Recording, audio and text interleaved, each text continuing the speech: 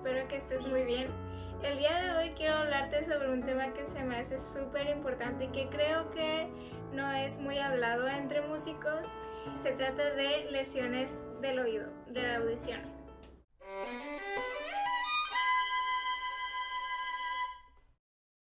Creo que es muy importante porque últimamente he visto que muchos músicos han estado hablando sobre lesiones que han tenido, lesiones físicas que han tenido por quizá practicar mucho tiempo, pasar muchas horas con el instrumento o tal vez por la forma en que agarraban su instrumento, cosas así, pero no he visto que se hable mucho sobre pérdida de audición en los músicos, lo cual sí es muy importante hablarlo y me gustaría que dejara de ser un tabú en el mundo musical. Estudios demuestran que los músicos presentamos más pérdida de audición basado en nuestro género y en nuestra edad. También otros indicadores como la prevalencia de tinnitus, quejas de hiperacusia y la prevalencia de la diplacusia. La diplacusia significa que oyes un sonido en un oído y otro en el otro oído. Esto demuestra que nuestros oídos están en un constante peligro. Ahora, algo súper curioso en este tema es que muchos de nosotros pensaríamos, y yo también lo pensaba, que músicos de rock o con instrumentos electrónicos que tienen bandas de rock, metal, etc., están más en peligro a tener una lesión o pérdida auditiva que los músicos clásicos, porque nuestros volúmenes quizás son un poco más bajos. Pero estudios demuestran que esto no es así, aunque los músicos de rock y metal, lo que sea, sí tienen decibeles más altos. Los músicos clásicos estamos más en peligro porque nos demandan más horas de práctica, tanto prácticas solos como ensayos con ensambles o con orquestas, lo cual incrementa las horas de exposición a todos estos ruidos altos, porque lo que causa una lesión en el oído no es tanto los decibeles altos, sino las horas, el tiempo que estás expuesto a estos decibeles altos o quizá bajos, pero por largo periodo de tiempo. Ahora yo te voy a hablar un poco sobre tinnitus e hiperacusia, pero si tú estás sintiendo algunos síntomas de los cuales voy a estar hablando más adelante, yo te recomendaría ir al doctor directamente y también que lo consultes con tu profesor de instrumento o con algún profesional para que ellos te puedan aconsejar mejor de lo que yo podría hacerlo en este video. Y el tinnitus es la percepción de un zumbido o un silbido en nuestros oídos. Significa que no estamos escuchando ni nos irritan ruidos externos, sino que nuestro cuerpo está produciendo el silbido o el zumbido.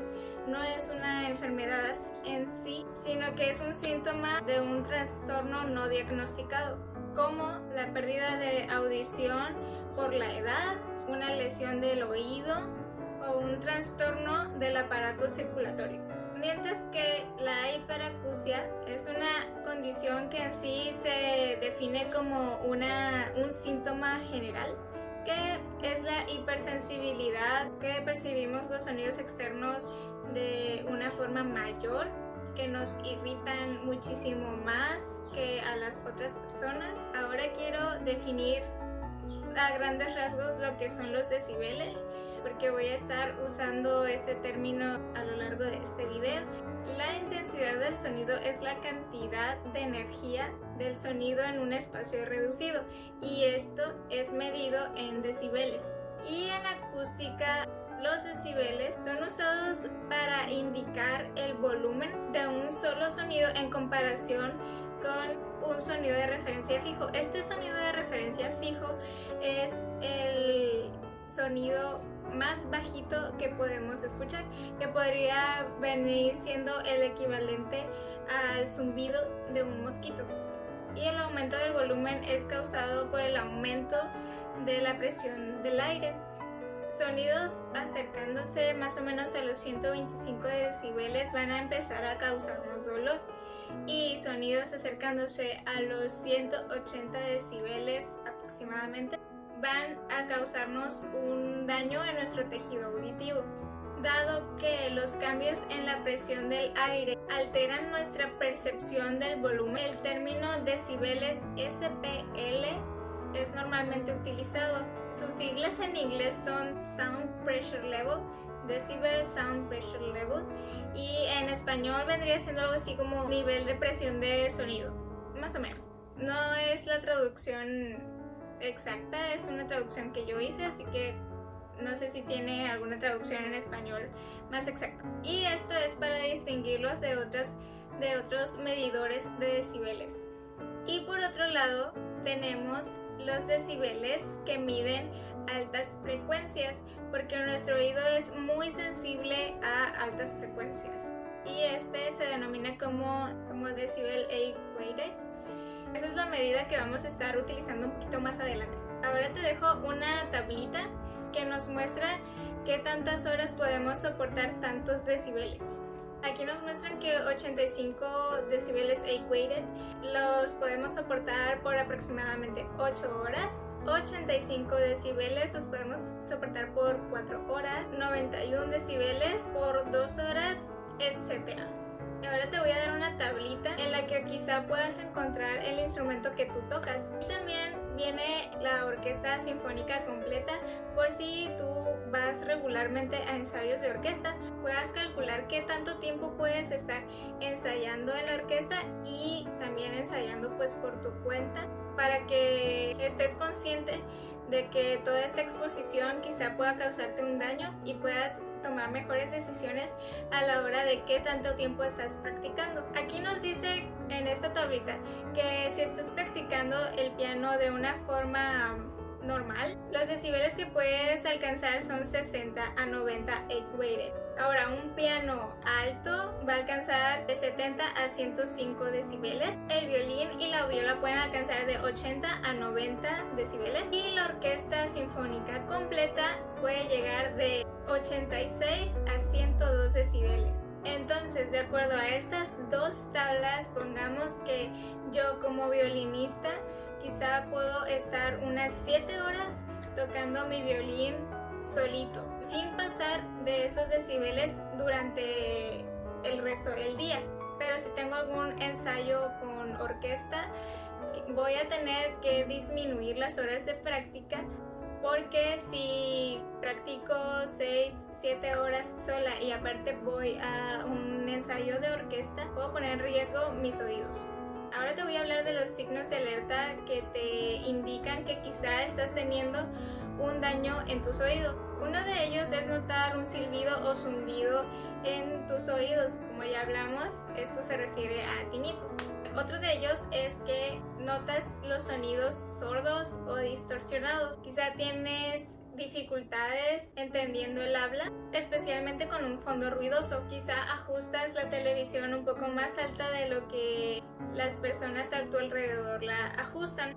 También puede ser que uno de tus oídos escucha mejor al teléfono, que quizá te pongas el teléfono en el oído izquierdo porque en el oído derecho quizá no alcanzas a escuchar muy bien. Otro es que frecuentemente pidas a las personas que te están hablando que repitan lo que dijeron porque no entendiste lo que te están diciendo.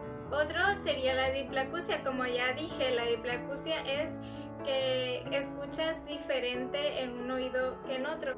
Normalmente son distintas notas. Por ejemplo, si en un oído escuchas un do, en otro quizá puedas estar escuchando un re. Y la otra sería la diplacusia, que te has vuelto demasiado sensible a los ruidos en tu entorno. Quizás el ruido que hace el refrigerador te es muy irritante y eso es un signo de alerta de que quizás estás teniendo un daño auditivo. Vamos a pasar a cómo podemos protegernos de un daño auditivo. Lo podemos hacer de 3 formas: modificando nuestro ambiente de trabajo o nuestro ambiente general, reduciendo y manejando nuestra exposición a ciertos ruidos, sonidos, y como último usando earplugs. La manera en que podemos modificar nuestro ambiente de trabajo es poniendo quizá paneles acústicos. Esto va a evitar que, por ejemplo, si no estás usando paneles acústicos, el oído rebota en una superficie plana que no tiene nada, no tiene paneles acústicos, y va a rebotar hacia ti. Entonces lo que está causando esto es que escuchas el sonido original de tu violín y además escuchas el rebote de esa superficie hacia a ti. Entonces lo estás escuchando doblemente. Otra de ellas, que viene más o menos relacionado al punto anterior, es que estudies, ensayes en espacios largos. Esto lo que va a ocasionar es que el rebote de ese sonido sea mucho menor, porque la energía de ese rebote va a ser menor. Otro de ellos es utilizar un escudo de sonido. Estos son usados para proteger impidiendo el sonido desde su origen. Pueden ponerse quizás a un lado o alrededor de una percusión para evitar que esta percusión se escuche mucho hacia los músicos alrededor. Pero estos escudos pueden quizás ser problemáticos, así que hay que saber utilizarlos. En este video no voy a profundizar mucho en esto porque no estamos hablando de esto. Otra de las maneras es reduciendo y manejando nuestra exposición. Aquí lo que podemos hacer es practicar a volúmenes más bajos o reduciendo el volumen de nuestro instrumento. Los violinistas tenemos unos accesorios que se llaman sordinas de práctica, o también pueden ser sordinas de concierto, pero las sordinas de concierto no bajan tanto el volumen, sino que cambian el sonido, el color del violín.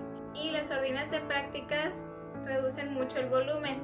Ahora, yo no recomiendo mucho utilizar estas sordinas porque cambian un poquitito la afinación. Entonces estas son recomendables usarlas en periodos muy cortitos, solo cuando sintamos que ya estamos poniendo en peligro nuestra audición, o quizá cuando quieras practicar pero personas a tu alrededor te están diciendo que no porque vas a estar haciendo mucho ruido, pues la puedes usar, pero no todo el tiempo. Ahora, cuando estás practicando y quizá tuviste un ensayo de orquesta muy largo, lo que puedes hacer es irte a descansar a un lugar silencioso, de manera que no estés en contacto con más ruido después de haber estado escuchando sonidos muy fuertes. Otra cosa que podemos hacer es practicar eficientemente, de manera que no tengas que estar repitiendo lo mismo innecesariamente. Así que para esto te recomiendo que antes de tu sesión de práctica tengas una meta bien específica que quieras lograr en esa sesión y solo te enfoques en ello. Una vez que lo hayas logrado, dejas de practicar y así evitas que estés repitiendo innecesariamente la pieza o el material que estás tocando. Ahora, no sé ustedes, pero yo he visto mucho esta práctica de que cuando algunas personas van de viaje ponen el estéreo súper alto. Esto puede ocasionar un daño irreparable en tu audición, porque el estar tantas horas con unos volúmenes súper altos te va a ocasionar un daño en tu audición. Otra cosa que podemos hacer es quizás evitar ir a conciertos de rock, quizá en ambientes muy cerraditos, porque nos pueden ocasionar un daño. Pero si no lo podemos evitar y vamos a saber que vamos a ir a esos lugares, lo que podemos hacer es solamente durante el día reducir la exposición a decibeles altos y es todo. Pero tenemos que estar bien conscientes y manejar de una forma efectiva nuestra exposición a volúmenes altos. Y la última que ya les mencioné es usar earplugs. Los earplugs pueden ser prefabricados o personalizados. También hay otros earplugs que se llaman in-ear monitors o monitores de oído quizá. Estos monitores de oído o in-ear monitors lo que hacen es reducir un poquito el sonido externo y también te permiten estar en contacto con el grupo de sistemas de sonido que están regulando constantemente el sonido. Esto es muy usado en conciertos de música popular quizá, en donde pueden ver al artista con un audífono aquí en el oído. Aquí yo no tengo nada de experiencia con earplugs, pero a lo que yo he estado leyendo Creo que los más recomendables son los earplugs personalizados, solo que son un poco más costosos porque tienes que ir con un audiólogo a que te los haga personalmente. Y eso es todo por hoy. En realidad el tema todavía da para mucho más, pero no quiero hacer este video tan largo. Así que si tienen dudas o algo me lo dejan en los comentarios y dependiendo de si hay muchas dudas quizás haga una segunda parte. Pero yo te invito a que tomes todos estos puntos en cuenta, que vayas e investigues más sobre este tema, que en verdad es muy importante no solo para músicos, también para otras personas. Pero yo quise hablar específicamente sobre los músicos que estamos en constante riesgo. También si quieres comparte este video para que les llegue esta información a más personas y este tema deje ser un tema tabú en el mundo musical. Yo te veo en otro video y bye.